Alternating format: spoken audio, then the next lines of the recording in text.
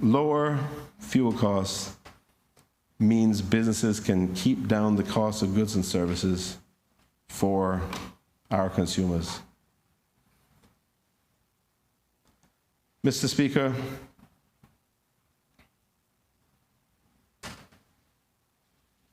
I could go on talking about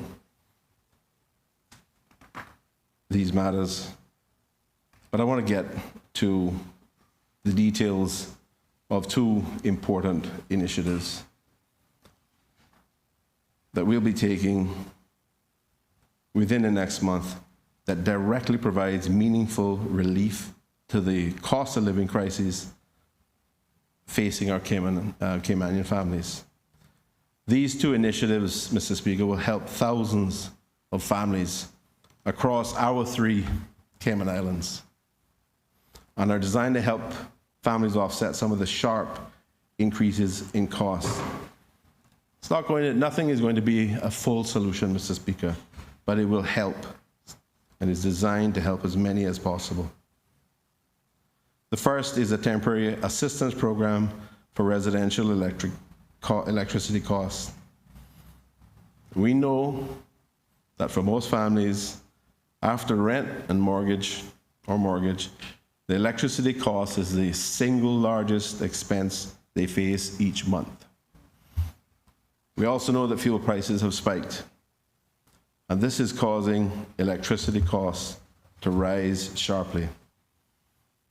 Mr. Speaker, the PACT government has been in discussions with the main utility providers or obtaining information from those that can assist in identifying those in need, and we'll be setting aside an amount in the region of $5 million to help families across the 3 islands with the increased electricity costs resulting from the increase in fuel costs in the months of July, August, and September. The hottest months of the year, Mr. Speaker, and when electricity consumption is normally at its highest. The assistance will be for residential customers only and capped at a consumption of 2,000 kilowatt hours per month. We'll be finalizing the details of with the two utility companies and rolling out a more detailed announcement the week of June 20th. Mr. Speaker, this initiative, in terms of the combined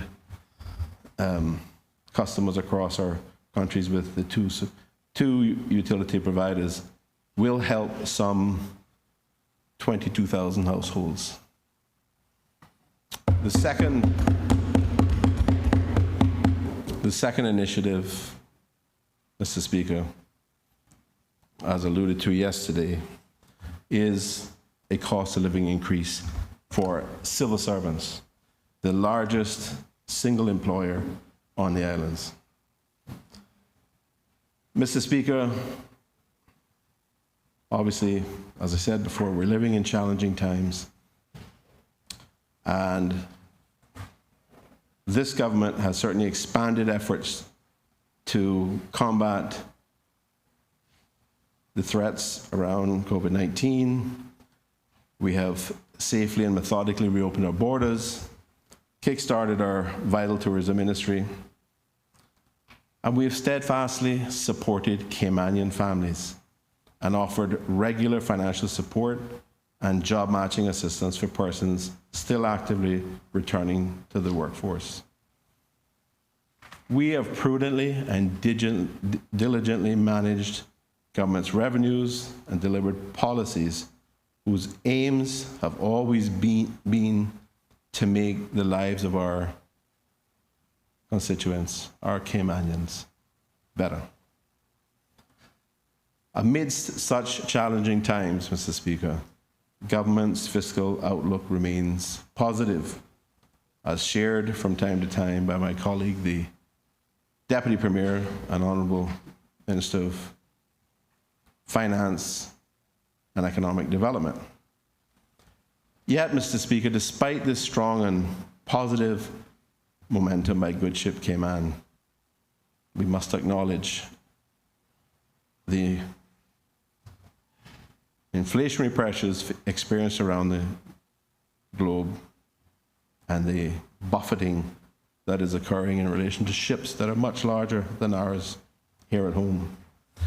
Governments in the US, United States, Canada, Europe, the world over, are confronting the same dilemma of how to safely navigate an uncertain future, provide relief to its citizens, and to alleviate the impact that inflation has, particularly in the middle class and low-income families. While our government has limited levers at its disposal, given the existing drivers of inflation are global factors such as supply chain constraints, war, and the pandemic, the government, the PACT government, nevertheless remains committed to doing what we can. Mr. Speaker, we know that our civil service has worked tirelessly to see this country through each challenge. So, Mr. Speaker, I am proud, again, to say that we have been working closely with the Honourable Deputy Governor to see what relief can be provided to civil servants within the confines of the approved budget. Mr. Speaker, as we head into the summer months, when temperatures and fuel prices will rise in tandem, the government will fund not one, but three, or support not one, but three monthly honorariums of $150 per month to help the civil service fend off higher utility costs over the summer. This honorarium will commence this month and continue through August. It will only be paid to non-executive staff on grades E and below. Then commencing in September, as families prepare for the reopening of schools, the civil service will receive a 2% cost of living adjustment, or COLA, which will provide a sustained salary increase. Finally, Mr. Speaker, starting in December this year, qualifying employees on non-executive grades will, by way of progression, receive one increment, which is roughly valued at 2% of pay. In total, Mr. Speaker, by the end of the year, the civil service will see a 4.5% increase this year, comprising a 2% COLA and the remainder in pay progression, and 3 months of honorariums timed to help offset rising electricity bills over the summer. These times are difficult, Mr. Speaker, due to the forces beyond our control. Yet working together and within the approved budget, we'll all get through this.